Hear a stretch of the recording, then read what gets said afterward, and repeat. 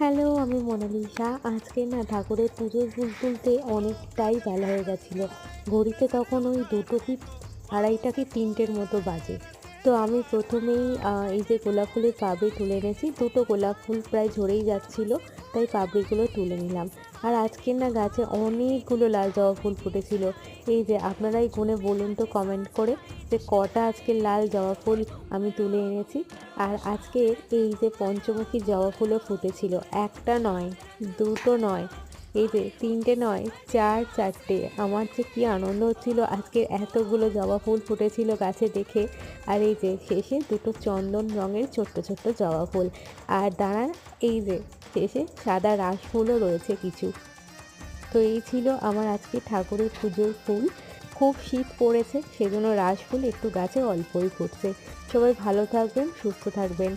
Tata.